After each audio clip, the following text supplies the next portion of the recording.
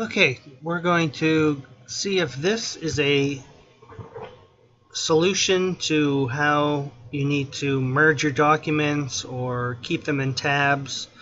So over here on the right, I have two tabs. I have a yesterday tab, a today's tab, and this would have been Friday or last week's tab that you would have made a report.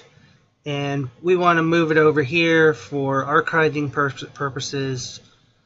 And the easiest way that I know how to do it is you just go down here to the tab and left click and hold, kind of drag it up a bit, and you'll see it turns into a document.